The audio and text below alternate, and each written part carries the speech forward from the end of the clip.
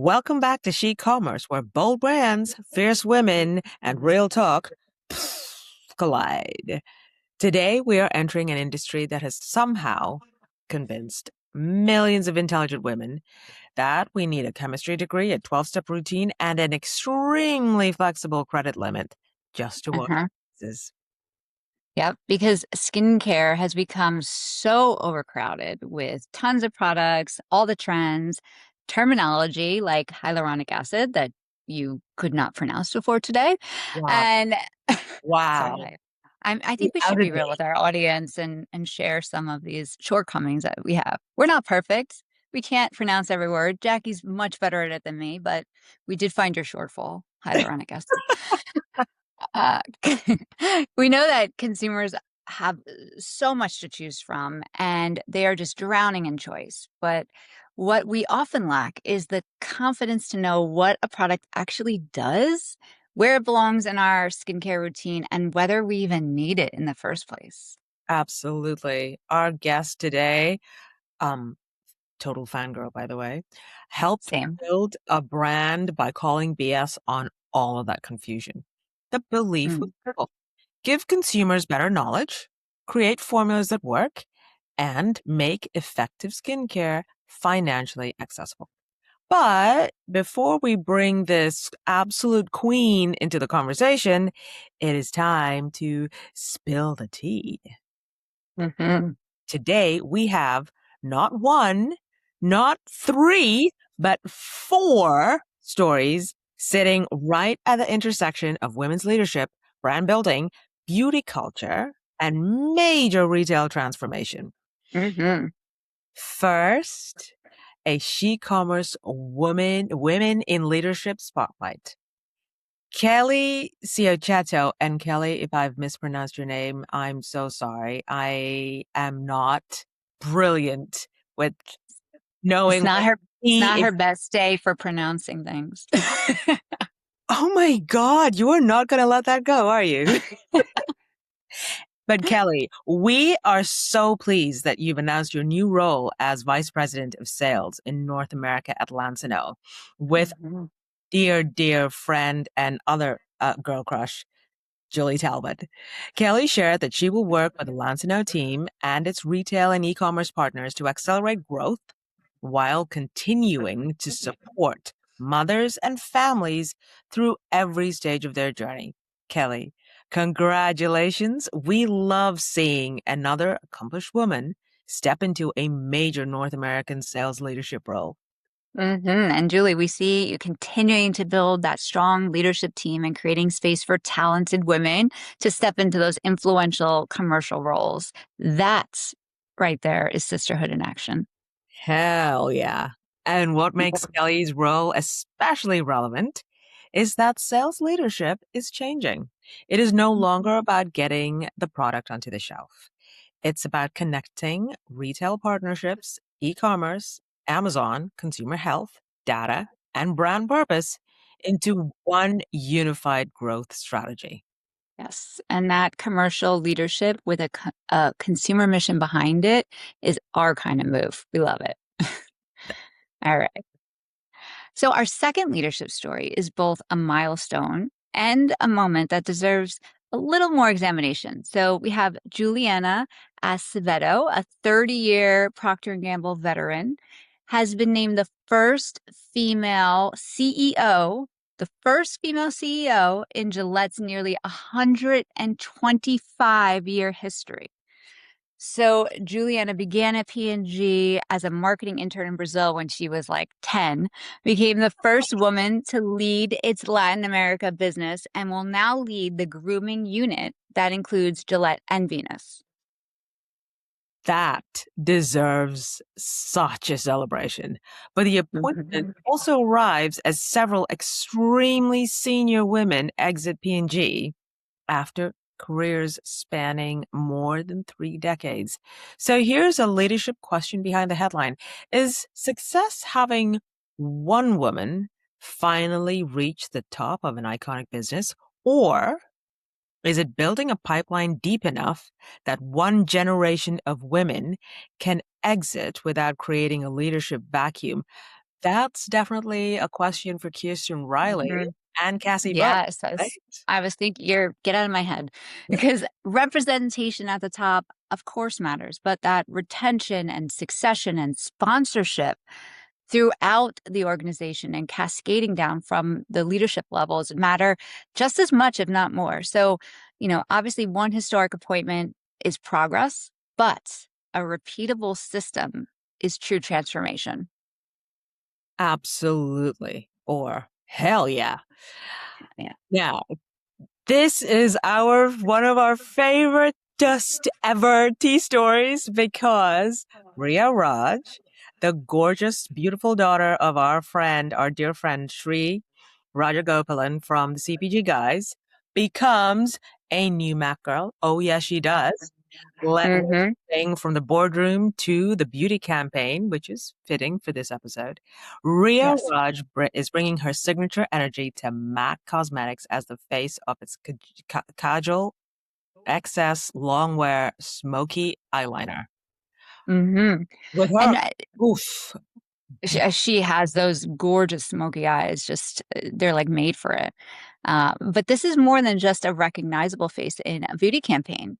I think brands are increasingly needing people who can carry a product beyond the shelves, right? Into culture. Someone with that visual identity, with an audience, with a voice, with a point of view. And that person is no longer simply appearing in media, they are becoming part of the media strategy. oh, 100%. The old model was endorsement. The new Mm. model, absolutely cultural co-creation. The Hmm. strongest partnerships do not feel like a logo was placed beside a famous person. They feel like the talent, the product, and the creative idea just naturally meld together. Hmm. So, congratulations, Ria. You are uh, made for it. yes, you're such a star, and so beautiful. So the last one is moving away from just people to corporate. It's a very big commerce story. So Kroger has entered into an agreement to acquire Giant Eagle grocery chain for $1.65 billion. So Giant Eagle has a substantial regional footprint. I was lived in Pittsburgh, PA, where their headquarters were, so I am very familiar with it. They also have a pharmacy, private label capabilities, and really deep community relationships. So Kroger obviously brings the scale, the data, personalization, and that operating discipline you need at that level. So, the so what now what is this. Can Kroger create the benefits of national scale without stripping away the local equity that makes Giant Eagle so incredibly valuable? Because Mm. customers do not experience an acquisition through a press release. They experience it through prices and assortment and pharmacy services, loyalty rewards, digital tools, and whether the people in their local store still understand their community. Yeah.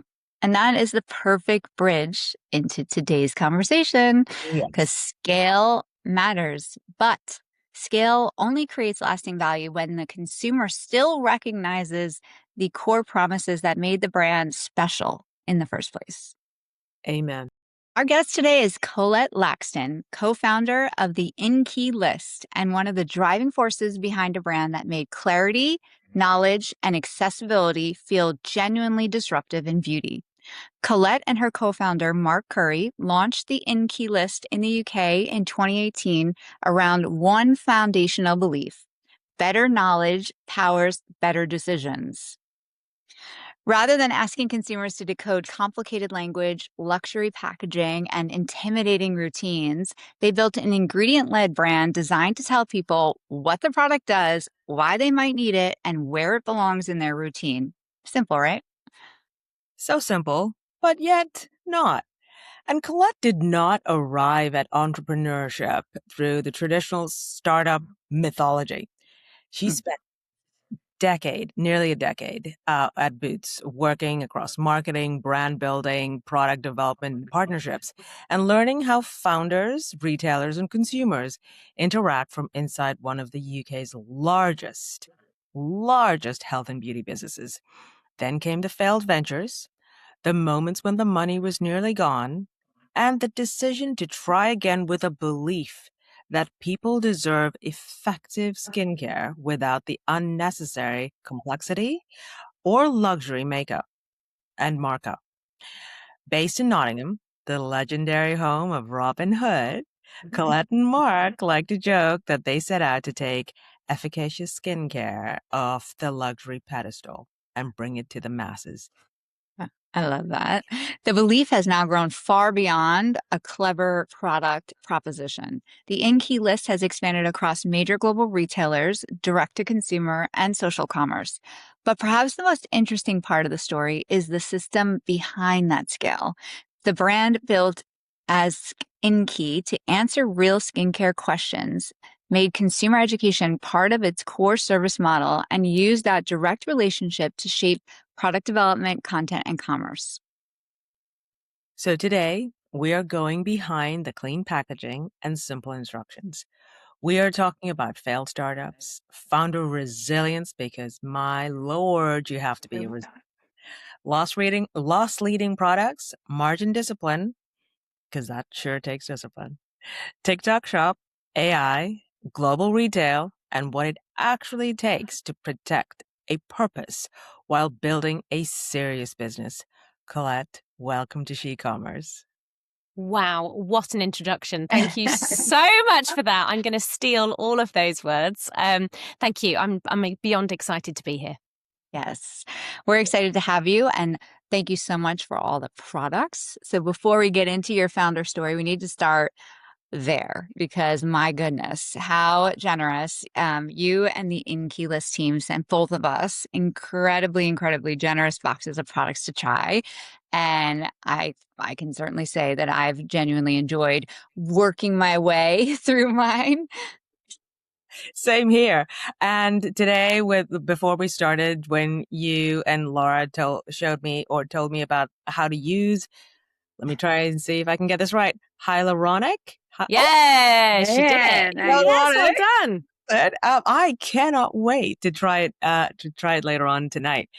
The first thing that stood out, though, was how easy the brand makes it to understand what you're holding. The products tell you what they do. The directions explain where they belong in the routine, and the entire experience removes so much of the guesswork. Mm-hmm.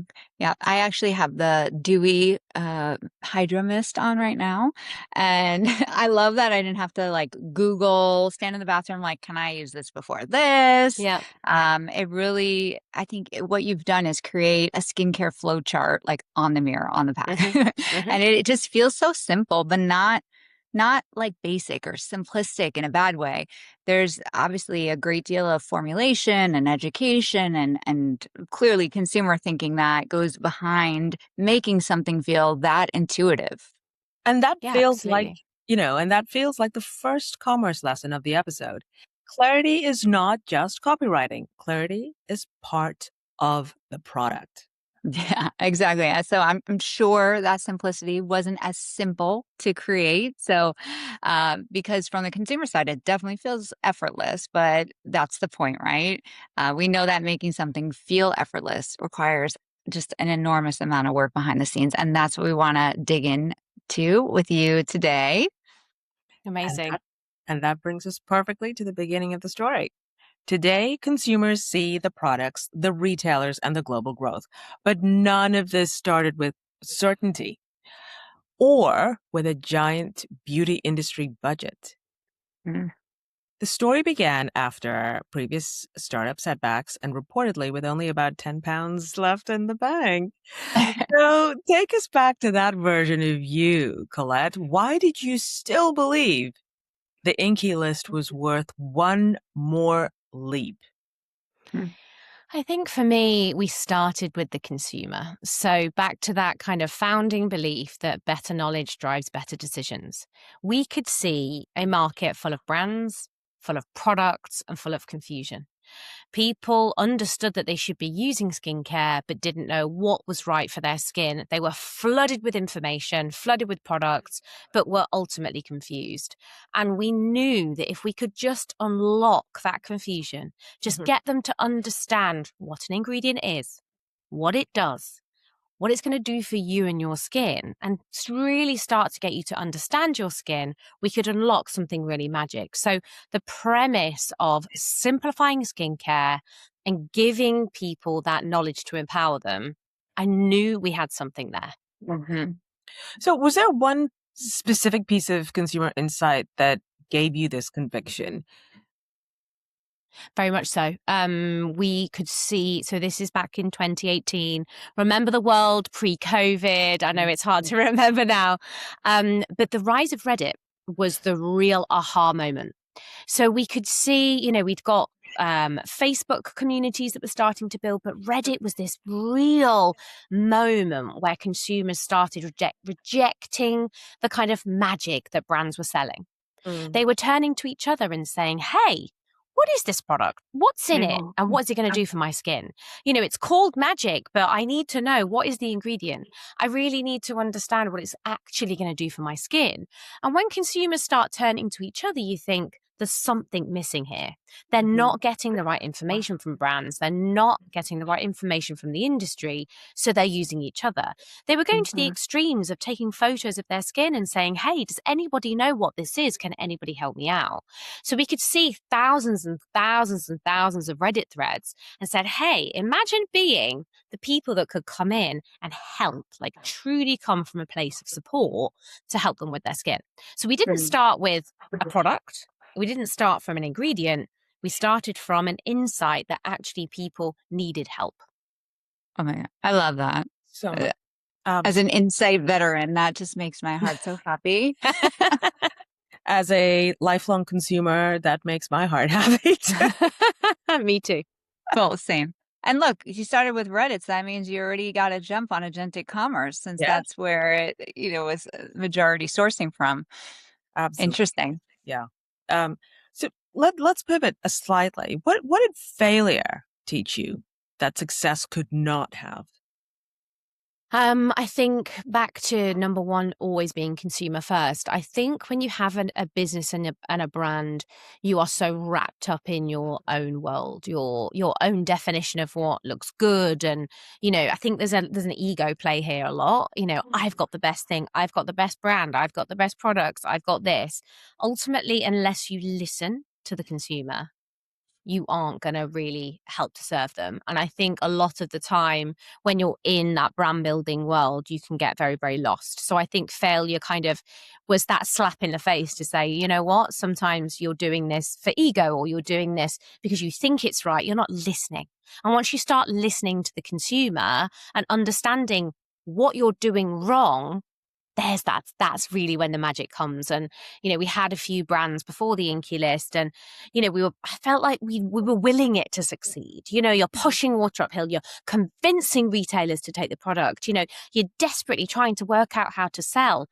That's not the answer, because guess what, there's something missing. If you don't have that consumer pull, there's something you're not doing right. So I think the failure for me is learning what you're doing wrong ultimately gets you to something that consumer actually want.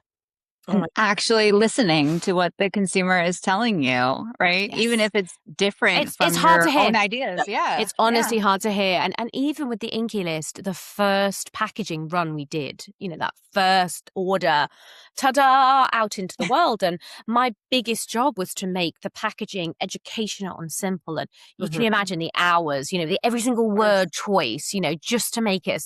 Being simple is the hardest thing to do, we know. Yes. And, the wording decisions, and I was so, so happy with every decision we'd made. And then we had feedback immediately from a consumer saying, I don't understand how you use this. And I'm like, but it's so clear. But it's so clear. And then I took a step back and said, hang on a minute. Just because I think it's clear, doesn't mean it's right. So actually the first 3 packaging runs, we changed our packaging every time, because we were getting feedback from consumers and just really, tweaking it to a point where anybody could pick up our product and say, hey, I understand that.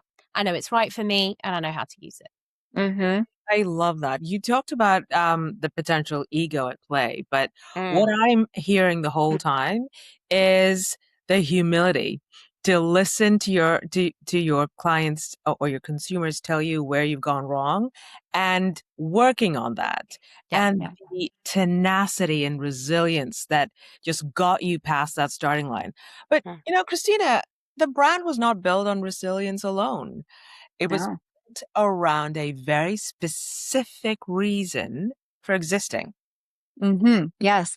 So, Colette, you've said that the business starts with the why, right? Why when making decisions, and that sounds really powerful in a brand presentation. We hear that a lot, but it can be much harder when there is a retailer opportunity, a margin target, an investor expectation sitting across the table from you that tell us maybe about a moment where protecting that why cost more, maybe took you longer or forced you to say, actually, no, we're not going to do this. So it's hard to do. And as you say, the pressures on you as a brand is constantly there. And this isn't just at the start. This is, even as you scale your brand. There was a particular moment. Do you remember the Sephora kids? The Yes. moment, where the 7-year-olds came into the skincare world and started buying, at force. Yeah, our daughter the same. And we had a moment, and it was a kind of a very pivotal moment of saying we really believe in the beauty of knowledge, and our belief and power system is that children shouldn't be using skincare. They shouldn't. Mhm. They don't need skincare. So we could have gone down the route of actually we could really play into this and really, target, we're an affordable price point. We're in Sephora. We could have said, let's clean up here. And a lot of Yeah, brands did. But my kind of overarching why of, making sure that people understand the right things for their skin, and the right thing for a 7-year-old's skin is not to use skincare, we decided not to play. And that was brand damaging in terms of sales for a short period of course. Yeah. because, everybody was kind of turning around and looking at these brands. But I feel so good to know that we see ourselves as a brand that truly is consumer first. We're Mhm. going to make the right decision for them, and actually not playing into that Sephora Kids temporary trend bump actually was the right thing to do for the brand. But we could have quite easily have fed into that. Yeah. So Wow. so what I'm hearing is there won't be a subline for children. There won't be. Definitely not. My daughter, you're breaking her heart, but Sorry. One I tell day. her I tell her all the time, you're beautiful enough. You don't need that. Exactly You don't that. need to That's worry the about it. skin we want. Keep that Yes. protected. Exactly. Don't be putting actives on it. And I just said Skincare. the authenticity and the integrity Mm. stand by those principles when there are well, in this case, pound signs, chasing you. Absolutely. You are leaving money on the table. That is such an incredible, and let's be brutally honest here, rare commodity Yeah, courageous. Yeah, for sure. in today's. Obviously, attractive opportunity, wrong consumer, wrong fit with brand, and you stood by those values. So Yeah. we applaud you. We applaud Thank you. you. Uh, and something else you said earlier was resonated because you spoke about you were pushing, water uphill. You were really trying to sell, and when you have a good insight, when you unlock a good insight, and you see a gap in the market, you actually stop selling, right? And when you talk to people, they get it. Whether that's a consumer, that buyer sitting across from you, investors, etc. So, how do you maybe separate that mission-driven conviction from founder stubbornness? Because you spoke about that too. Like founders sometimes just can't see through that. They have that conviction, and they're going to go for it no matter what. Yeah. Yeah, it's a tough one. And I think I'm 8 years in now to the brand. And I want to maintain that founder stubbornness as long as I can. And you know what? It's just learning when it's the right time to have that stubbornness and be really clear on who you are versus, as a business, you're scaling and sometimes you might need to make, decisions in terms of scale that might feel a bit uncomfortable.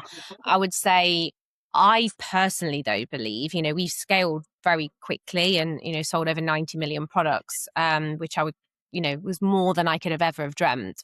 I actually think that founder stubbornness has kept us on the right path, because I think over 8 years, the market has changed a lot. And back to the Sephora Kids moment, or, that pivotal moment of COVID, and, as we expand into different retailers, there's lots of different moments where you can start to lose who you are. And I think the key for me is, you need to think about expansion. You need to think about how you're building yourself for the future, but never lose sight of who you are. And every big decision you make can send you potentially into a different path. And we have made a few mistakes, I would say. We launched the INKEY List. So let me just come back to what the INKEY List is. And an INKEY List is the ingredients list on the back of every pack. So whether it's food, beauty, or wellness, there's that ingredients, and they are the chemical names of the ingredients, which is brilliant because it gives you transparency. The reason we created our brand as the INKEY List is we wanted to take that very complex list of ingredients and make it simple. Now, my fundamental belief is that doesn't need to just be in skincare. We are making a complex category simple and easy to understand. So very quickly we got overexcited and said, we could expand beyond skincare. And we decided to launch into hair care really early on. Okay. Terrible idea. Absolutely terrible idea. We hadn't established ourselves in skincare. I've got, a team of 15 people in total in the business. And then you've got 3 people over here working on hair products, selling that into retailers, completely distracting us. And the insight was right, that there's an INKEY List and you can actually expand that into multiple geographies and multiple categories.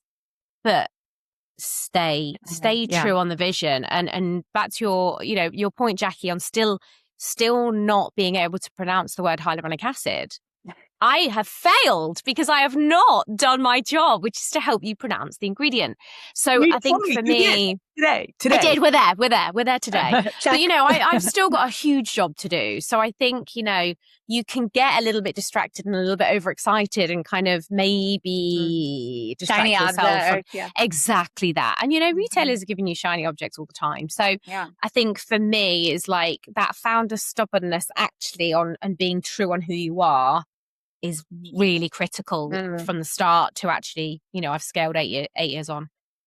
Yeah. And that founder stubbornness and that just core insights to be true to who you are. Yeah. One of the boldest expressions of that purpose is your price point, which sounds simple until you look at everything else that has to happen behind it to deliver that price point, right? Yes.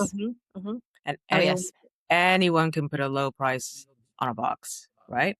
But the difficult part is delivering quality, efficacy, margin, innovation, and retail growth at that price year after year. What is the operational discipline behind keeping your skincare so affordable?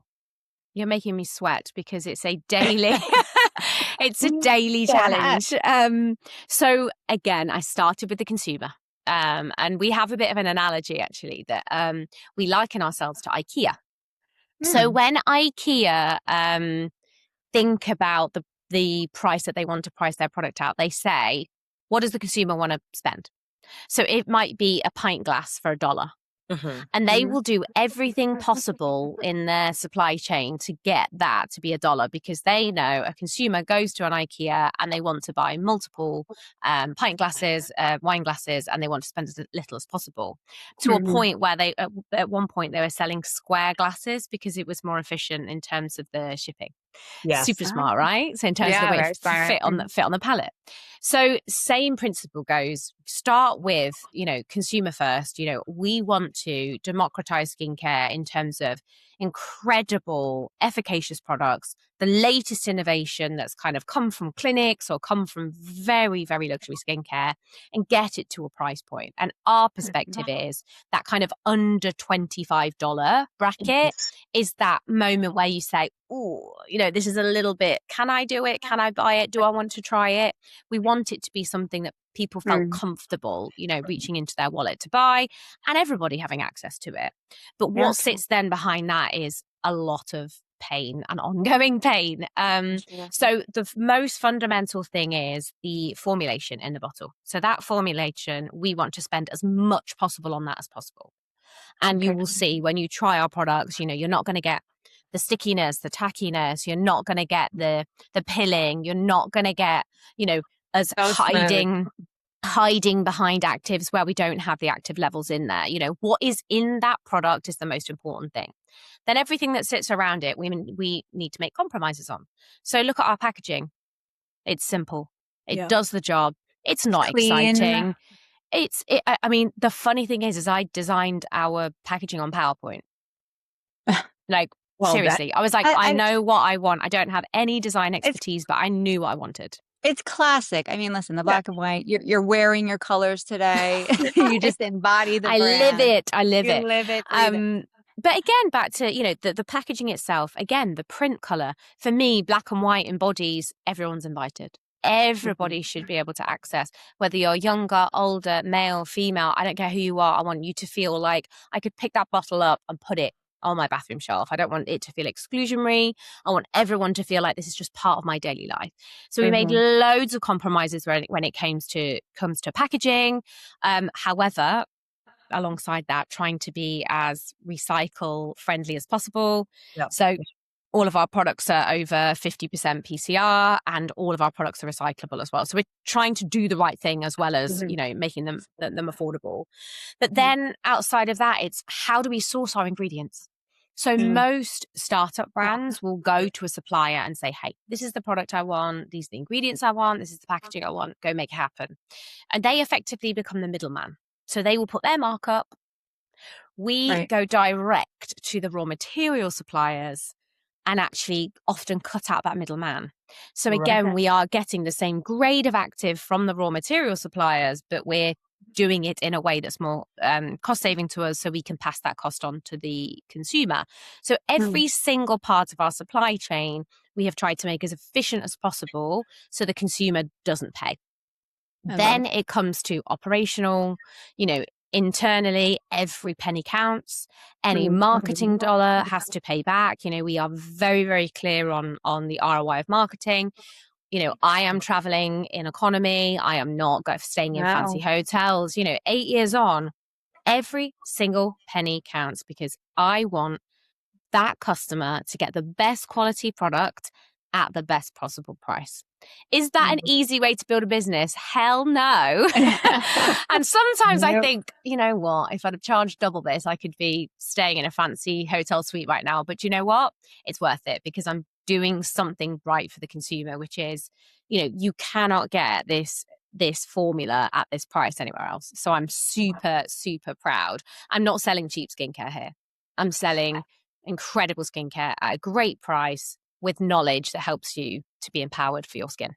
Amazing. I love the reverse engineer mindset. That's just, it's so, what is the willingness to pay? What's the price they want? And then how do we back into that? We make it happen. That's our problem. That's literally our problem.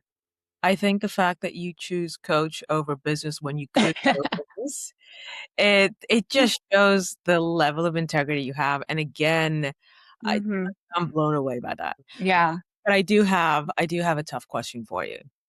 When the mission, the margin, and the consumer cannot all win equally, who gets the final vote? Shall I give you an example? Yes. Yeah. We made a loss on our hyaluronic acid for 2 years. Oh. My acid. Oh, your acid. Your what kind of acid, Jacqui? Hyaluronic. There we go. Nailed it. You see, Nailed it. You can teach an old dog new tricks. See that? I love it. Wow. No comment. You went there. I mean, you're like the lady of dogs, the Cavalier King Charles of the dog breeds, Jacqui. The fanciest of the pooches. I love this. Is taking a turn. We're in dog territory. I love it. Colette, tell us your example. I'm so please. eager to hear this. Yeah. So fundamentally, we believe that healthy skin is hydrated skin. So you can have all the actives, you can have all the fancy droppers and, all the treatments and the peels and, all the things that are out there on the market. but fundamentally, most skin issues start with dehydration. So we said, what do we want people to do? Like Mark and I said, like, what's the fundamentals of skincare? You know, wash your face properly.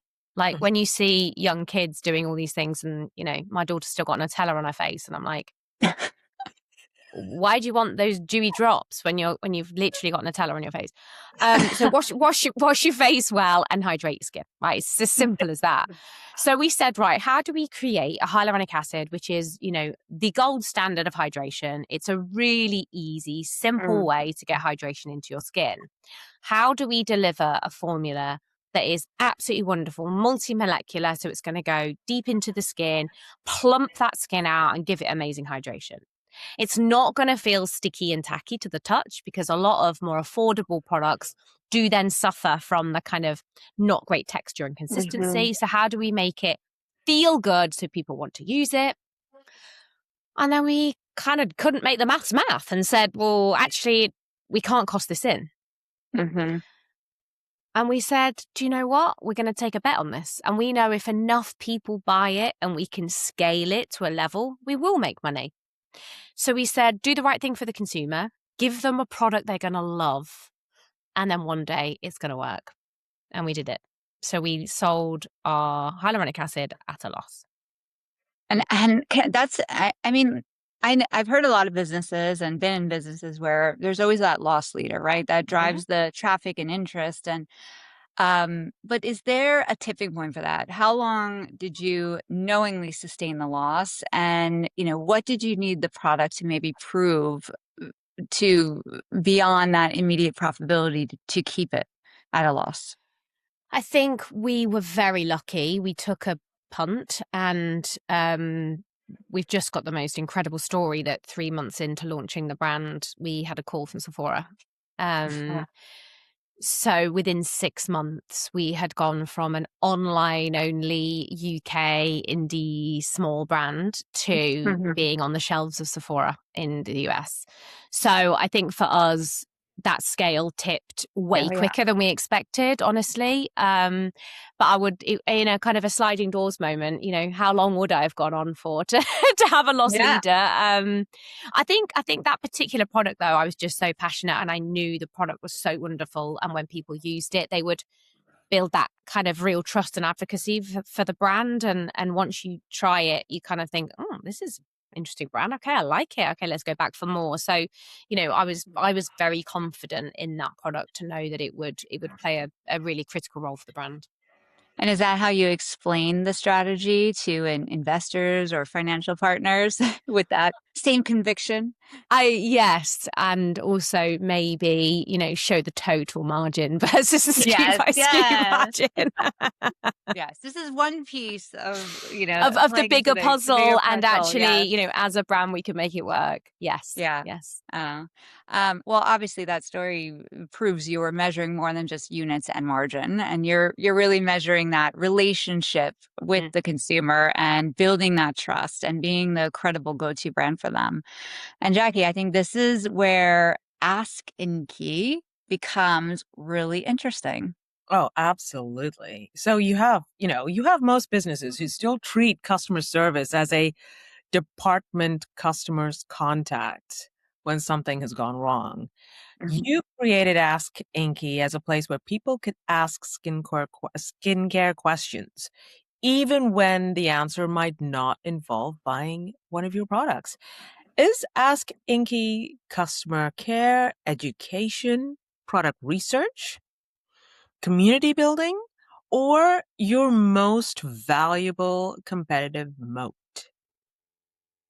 All of the above. So we have a customer service which is very specific to if you've got an order, you know, for our DTC website. That is completely separate. So that is, for me, is true kind of customer service, product specific, DTC specific.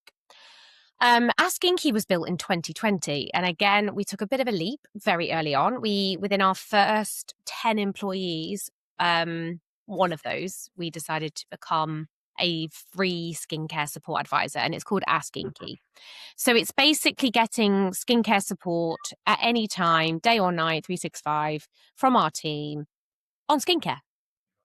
And that was it. And the job of the advisor and the KPIs for the advisor was about relationship building. They weren't tasked on selling products, and to this day, they're not KPI'd on selling products. It's about building a relationship with the consumer and helping them to know if they need support, we're here for them. If they then go on in 3 months, 3 years to buy us, if they're in a Sephora store and they say, that's the brand that helped me out when I was struggling with acne that time. For me, there's that longer term advocacy build that can be delivered through that moment in time. If you can help somebody at the exact moment they need them, that's super powerful. And to the point where the Ask INKEY team have a list of other brands' products that we recommend, because I want them to have the right product for their skin. And that might not be my own. So I think that for us really early on, it was really, back to the why. Why do we exist? We want to spread the beauty of knowledge to the world. We believe that better knowledge powers better decisions. Okay, brilliant. I can do it on pack, and you guys can see, on packaging, if you pick up our product, it will tell you what to use and when to use it. Brilliant. But sometimes people need more than that. So for me, I had to embody that truly through everything we do. So every social post that we deliver has to be informative, educative. And when we set up our socials, I KPI'd the team on saves. So not engagement and likes, but saves. So how many people are saving my content? Because actually that really means it's powerful to them. And our Ask INKEY team are there in the comments supporting, helping people with their skin. So for me, Ask INKEY is the embodiment of the brand as a totality. And then we've now scaled that beyond, and we have an INKEY Insider community that is driven. We have nearly 1 million people signed up to our INKEY Insider community, where we use them and our Ask INKEY kind of insight that we get from teams to literally create products. So we know at any given point, any given week, what is it that people are interested in? So right now, we're in the height of summer, coming into late summer, hyperpigmentation. That's the concern on the top of everybody's minds. So, we're understanding from Ask INKEY, that's the kind of conversations that are coming through. From our insider communities, I'm now at a point where I'm getting on calls with them. We're asking them, and we've actually created a subsection of our brand called the INKEY Lab. I don't know if you've seen this.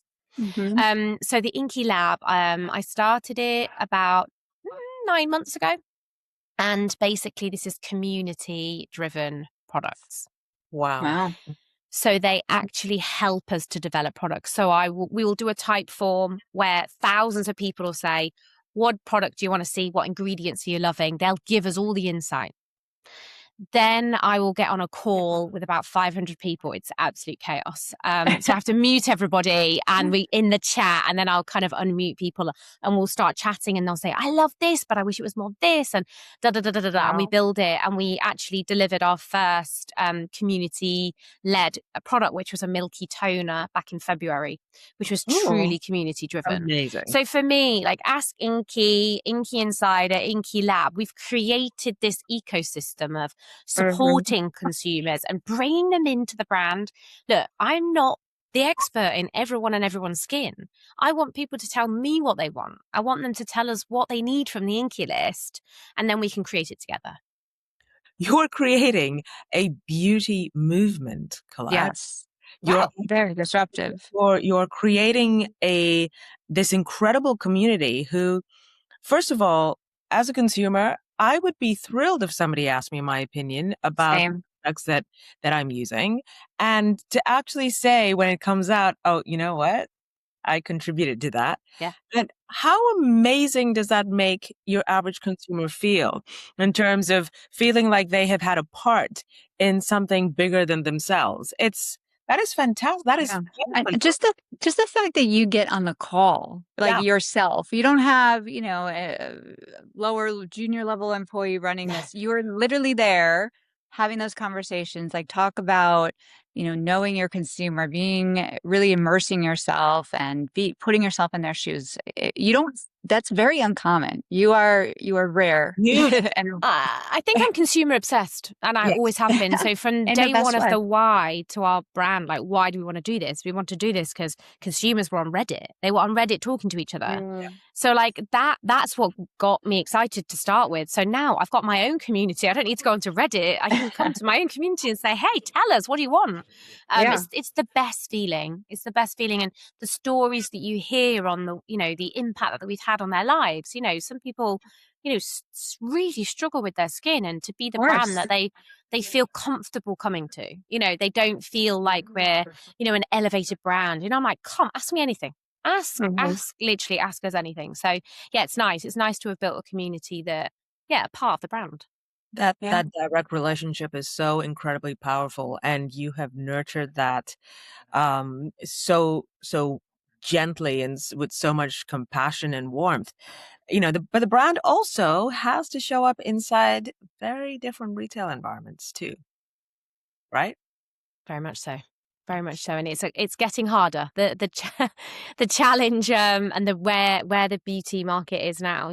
From when we launched the brand, it was a DTC world. Do you remember everyone was obsessed with how big can you make your DTC, which I get from a community perspective, but also it was incredibly expensive from a CAC perspective. Yeah. And then it was kind of the retail, and we're in retail, we're in stores, and then COVID hit, and then everybody went home, and it was back to DTC and e-commerce. And then the kind of Amazon boom came in, and everyone said, should we be on Amazon? Is that brand damaging? Or how does the Amazon play? And then let's bring in TikTok Shop. So even over 8 years for me, the commerce world has just completely transformed, and trying to play a role in each space is a learning journey for sure. Oh, and obviously when consumers enter through those different doors, those different channels, they have different expectations and different needs. So how do you protect that very clear, consistent brand promise while still adapting to those different retailers and those different consumer missions and occasions? And that's exactly it. It's understanding the consumer mission in each touch point. Now, it's not linear, and that's what you find more and more. People are going, starting on Amazon or starting on TikTok, and then they're in a Sephora and they're back on Amazon price checking. And, it's a constant movement. But what we try to do is, again, back to the brand mission of, I just want to give people the right knowledge, simplify it, and make it as easy as possible. So in a retail environment, I'm just about to get onto a visual merchandising call to say, how is the shopper mission going? So we have a full field team out in stores. So they're telling me, where are consumers gravitating to? Where are they struggling? Where are we having to come in and help them? Because you know what? It's not clear enough, the differentiation between your moisturizers. How does the visual merchandising give them enough information and enough proof, but also not overwhelm? So that's kind of the retail landscape. Then you've got Amazon, which is very like in your face, like, tell me the price, tell me the benefits, make sure there's enough proof and reviews. So like, how do I make sure that I'm delivering enough knowledge, but actually their mission is way quicker and they're in a conversion journey. So, how do I play that role? And then TikTok is just a whole different world. And, I'm there on the live streams, that's for me, my favorite. On a TikTok shop live stream, I can be the best version of me and my brand because I'm there talking through the products, explaining it. I've got the chat and people saying, but what are dark spots? Okay, let's talk about it. Like for me, that two-way relationship with the customer who's shopping is my favorite. Well, I have a question. What happens when retailer data and your own community feedback and the learnings you have from there maybe contradict or point in different directions? They do a lot. I think also depending on the environment that you're in, we're often in a slightly more luxury environment. So actually the retailer, they will be about single hero luxury products and want us to focus on that one single hero, which is, where every brand wins. my perspective is, I'm helping to build people routines. I'm helping them to understand their total skin journey. Yeah. So there is a little bit of a flex on, I understand the environment that I'm in, and maybe I will hero, the product, the hyaluronic acid. It's like, this is for everybody, that's the one to highlight. But I also need to be true to me as a brand and make sure that people aren't coming to the INKEY List, for that, that gorgeous luxury moisturizer. They're coming to get help. So therefore the routine building is actually really important for me. So it's just balancing the two of understanding the retail data and environment, but then also being true to yourself as a brand. Yeah. And beauty discovery, you're right, has been on this journey. And obviously today, if you talk about beauty, you need to talk about TikTok, as you did. And obviously TikTok and the virability of that can really make any product famous before, you even think about the demand planning that goes behind it. So maybe, Jacqui, if you want to dig in there. Absolutely. You have TikTok who rewards speed and novelty and entertainment. Skincare requires trust, education, and realistic expectations. So, how do you succeed in that environment without allowing the algorithm to rewrite the entire mission? Yeah, it's tough. It's really tough. And I think we all, as brands, wanted virality. At one point that was the kind of buzz, and obviously retailers loved it until they realized it actually doesn't work from a supply chain perspective at all, because, you get that bump, and then by the time it's back in stock, the moment's over. Yeah. What I will say is TikTok and TikTok Shop specifically is very, very reliant on the affiliate community, which I love, because affiliates are talking about your brand more than you are, which is brilliant, but also has its downsides, because in theory, they can deliver whatever narrative they want, and they can deliver that, the hooks and the sexiness and, that, kind of moving away from who we are as a brand, which is, we want you to feel informed before you go on to, purchase a product. It comes back to my ethos of knowledge and education, and we've built an affiliate community that we will educate. So we will get them on calls. We have a live chat with them where we're educating them constantly on the products. So even when they're talking about our brands and our products, they are well informed and understand our mission of knowledge, versus, doing the silly, the very viral things that brands are doing that kind of just instantly sells the product.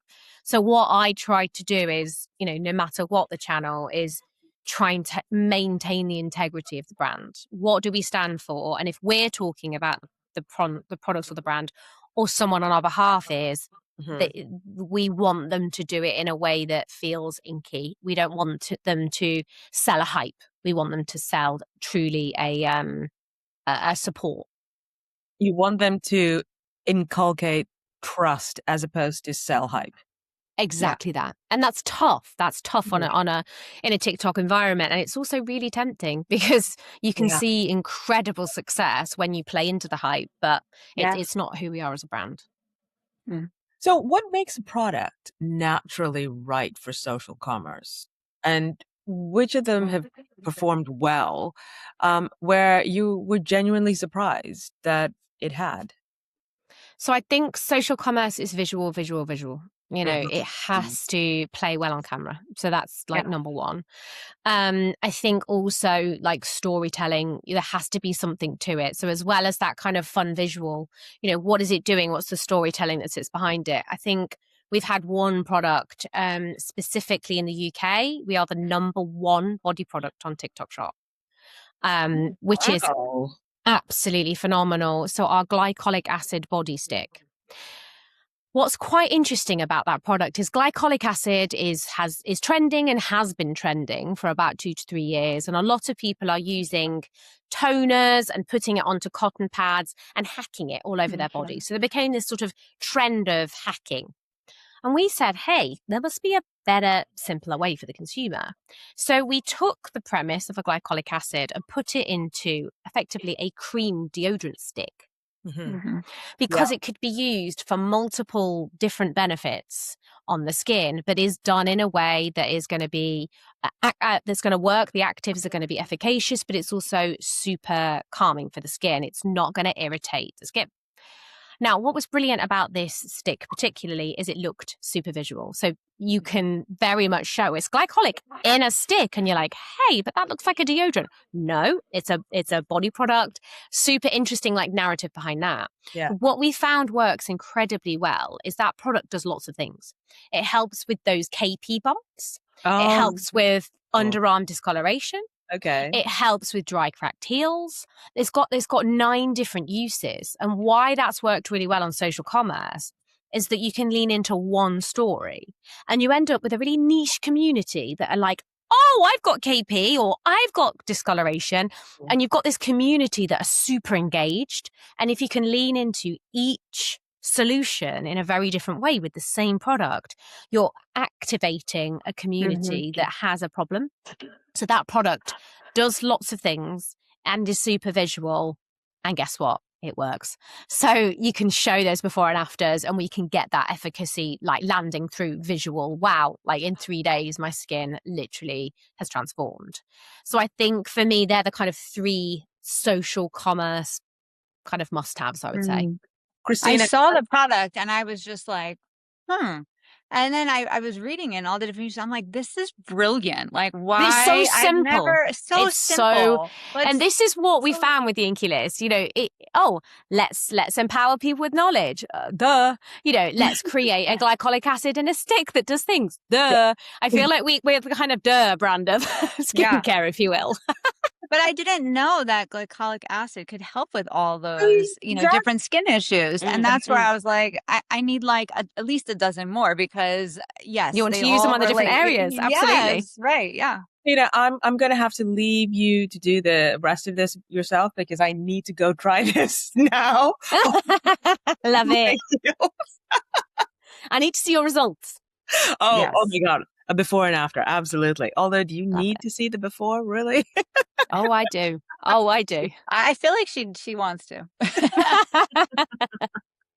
So going back to TikTok, Colette, do you think that it makes skincare education better or louder? Oh, I'm very torn. I'm very, very torn because for me, the democratization of knowledge, and that comes through TikTok and that comes from AI and all the chat GPTs. And, you know, the fact that knowledge is much more available now is brilliant. With that comes a lot of misinformation. So what makes me nervous about both TikTok and the AI world is that people can get incorrect information and not know who to trust.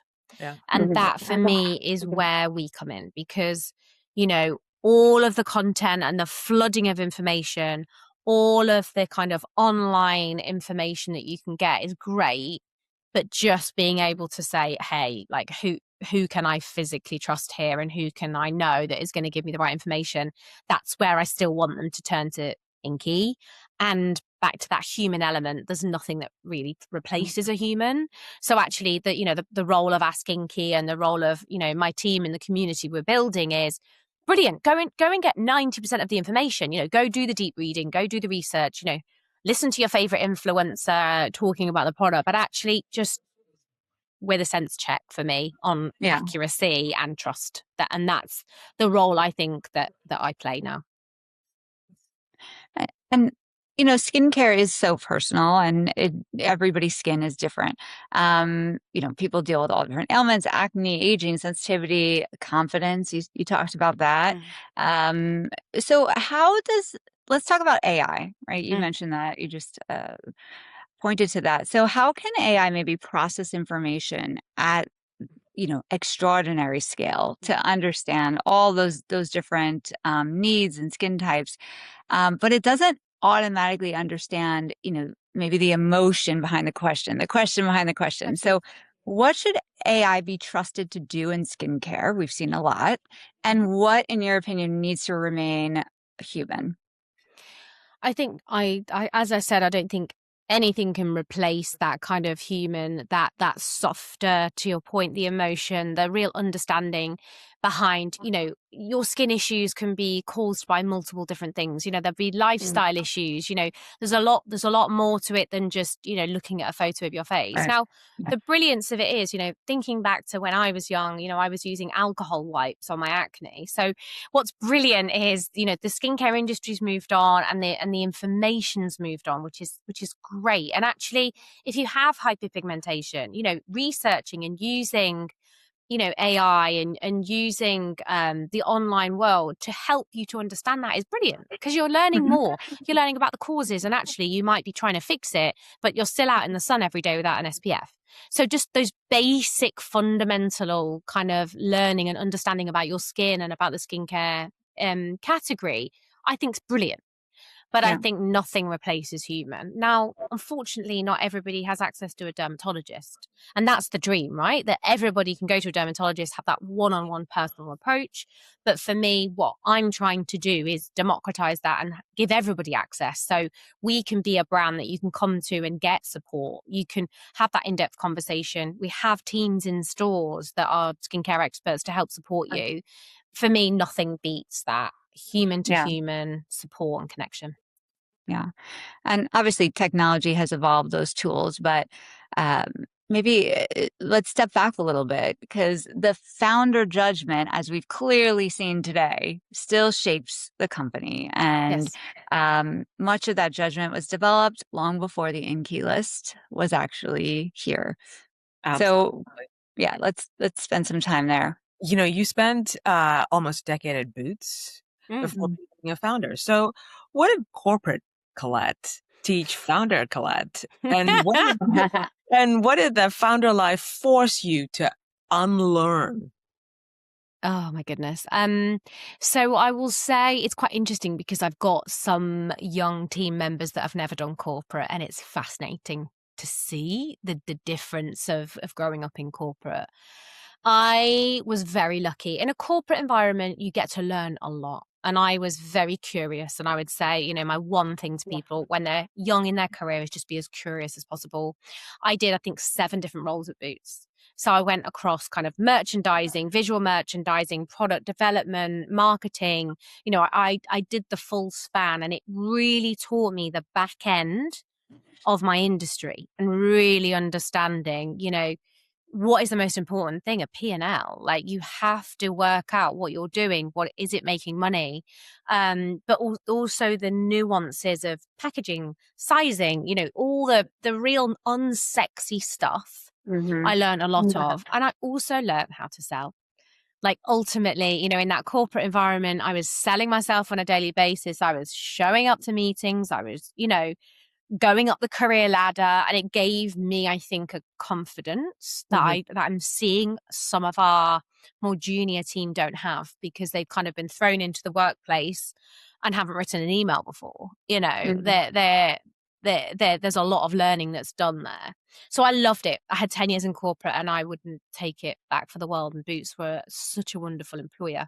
I think what I had to unlearn was some of the decision making. Back to the consumer first. Yeah. It would be, we're launching another mascara. Right. Why? Because we launched one in June last year, and we need to replicate the sales. And you're then therefore creating a new product because you need to, not because the consumer needs one. So there's a kind of I learned like true consumer first decision making from being an entrepreneur. And let's talk pace. You can, I'll never forget being in corporate and somebody leaving for maternity leave. And in the UK, you get sort of 9 months at least maternity. It's quite a long. And they would come back after maternity and say, so what's changed? And we'd be like, not much. Nothing really. And decisions take so long, and there's a lot of bureaucracy. And I think what I learned immediately, being an entrepreneur, is you go. You have an insight, you have a gut feel, and you go.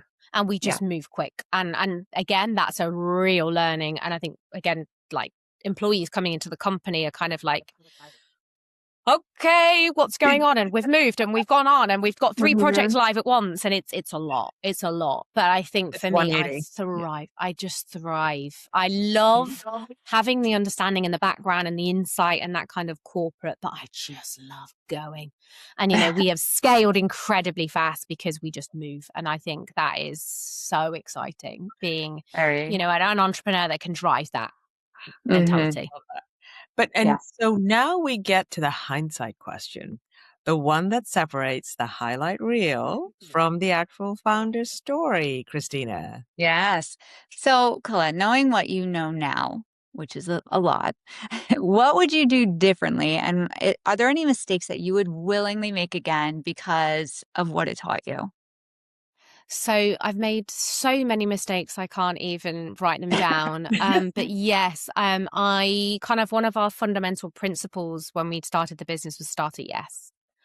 And when Sephora came in after 3 months and said, we want to launch you in North America, we just said yes. We had no entity set up. We had no warehouse. We had no supply chain available in the US. We had nothing. We had no reason to believe we could do it, but we just said yes. So I would willingly make that mistake again because we found a way, we did it, and it kind of changed the trajectory of our entire business and our lives. But that was, again, a risky game. And something that I would maybe not do again is hire so quickly. I think, your tendency is we're too busy, we need more people. And what I will say is there was a kind of sweet spot at under 50 people where you can move really quickly, everybody's engaged, and you can kind of really get the pace and that clarity. I think beyond 50 people, we start to feel heavy. And you start to get that division of teams. So I will say, thinking about what do you truly need in terms of staff, more people often means more problems. So that's probably something, if I was to start again, I would kind of reassess, who do you truly need? And therefore, if you need more people, why? And actually, is the thing that you are doing, is it worth it? Yeah. It's smart. Yeah. Just being more thoughtful about, exactly. Why and when you expand. Exactly that. What is one rule women founders are expected to follow that you would happily throw in the bin? We can do everything. Wait, we can't? What? I felt actually the pressure of that for a very long time. I think now I've become much more confident to think I can only do what I can do. I will give it my best shot, but I think the pressure to be on and be smiley and do everything and do the house and do everything, and it's just a lot. It's a lot, and I think I struggled with that for a while. Whereas now I'm like, hey, there's no food in my house. We'll deal with it. And you know what? I'm hungry, but there are services that help with that. Exactly. Right? And but also I would beat myself up about that. It's my job to make sure there's food in the house. And, no, I've done a 90-hour week. There's no food in the house. Okay, we will live. To your point, we'll order something in. It's fine. So I think it's just becoming more comfortable with myself about I don't have to do it all, and that's okay. Yeah. And giving yourself that grace. Yeah. Can you complete this sentence? Better knowledge powers better decisions, and better leaders can change the world. Yes. Yes, I love it. I love it. We are now moving into our rapid fire questions, question and answer. So don't think about it. Just say the first thing that comes into your head when we answer this. Okay. So, one skincare myth you would erase forever. Stop over exfoliating your skin. Why are we glamorizing exfoliating too much? It is ruining your skin barrier. I can tell you're passionate about this. Okay. The INKEY List product most like your personality. Okay. The Exosome Hydroglow Complex. Because it's a multitasker. It's going to hydrate, regenerate, renew, and give you the most glow. It packs a punch. And and it's In a little bottle. and it's vivacious. You see, Colette, you can do it all. Just like the I'm going to listen back to this and think, what have I just said? All right. Most overhyped beauty buzzword. So hypochlorous spray, everybody's obsessed with. It's this antimicrobial spray, but everyone seems to think it's the world. And if you put too much on, it's actually not good for your skin, but everyone's obsessed with it at the minute. Oh, good to know. All right. What purchase under $30 brings you unreasonable joy? Doesn't have to be in skincare. Oh my goodness. Under $30. Or sorry, under 30 pounds. The red lipstick. Every time. Yes. Jacqui, Soul Sisters. Honestly, I'm feeling slightly under the weather today. And I've been in 5 hours of back-to-back meetings and came on here and I was like, okay, where am I going to get my energy from to make sure that this is a good podcast? And do you know what I did? I put my red lip on and I was like, let's go. Let's go. Every time. What is your founder survival song? Am I allowed to swear? Absolutely. Sure. Okay. It's actually quite embarrassing, but it's the only thing that if I am working out or I'm like in a rut or I need a little moment, it's Britney Spears' Work Bitch. Oh, that is a good one. It really gets me pumping. So if I just need a minute, I'm like, okay, let's go. I'm ready. So terrible example, but it's true. No, it's a good one. Love it. Love it. All right. And last question, what do you wish people asked you more often? Maybe not about the company, but about you. Ooh, I would say that kind of beneath the hood, I suffer horrendously with imposter syndrome. So I think I would want anybody listening to this to know that, you know, I'm passionate, I'm excited, but actually I spend most days thinking, I can't do this. But you do it. But you do it and you do it brilliantly. So brilliantly. I mean, but it's real, you know, I wouldn't want people to think, oh, she's off there doing this amazing thing. But actually, no, we're all just humans struggling to get by every day. After this episode, Colette, I think you're going to have a lot of people having a girl crush on you because yeah, I'm fangirling. Yeah, so. totally. Hard. Not just about the hyaluronic acid. No. Also, exosome now. Oh yeah, get that on twice a day, every day. Like and my skin is a glycolic stick. Oh yeah. I've just done a massive sales pitch, haven't I? And I want to try the milky toner. I mean, all of it. All of it. I love it. Well, thank you so much for having me. Oh no, it's been our pleasure. But before we make this official, Colette, we want to ask, who is one woman whose work or voice or business more people should know about that really inspires you? Ooh, that is a great question. One woman. Well, do you know what's hard is because I am inspired by successful women in the public space. And this doesn't quite answer the question, but I have a group of women that I've collected along the way. And we have a group chat that's called the Cheerleaders. Oh.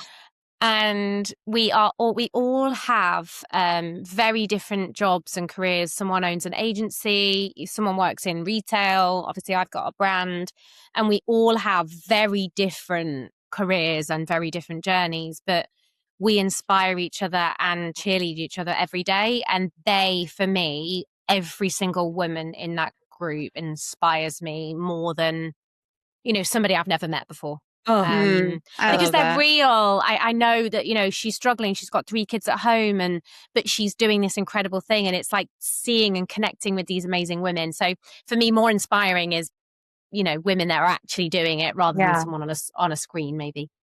Can we be your B-list? Hell yeah! Get in the chat. Get in the chat. Not available. You contact. I love that. Well, with every episode of SHeCOMMERCE, we are building our growing network of female leaders and advocates. And Colette, will you take the pledge with us to pay it forward, amplify women's voices, and help shape the future of commerce and beauty? I absolutely shall. Amazing. Amazing. Colette, thank you so much for giving us the real story, the belief and the business model and the lessons behind the brand. Yeah, because this is obviously not just a story about skincare. It's a story about giving consumers that power and knowledge to make their own decisions and to build the confidence within them and to obviously build a company that's brave enough to trust them with that knowledge. And to everyone listening, keep building the brands, the careers, and the relationships like the cheerleaders that move commerce forward. Yeah. So just one thing left. Bold brands, fierce women, one sisterhood. Ah!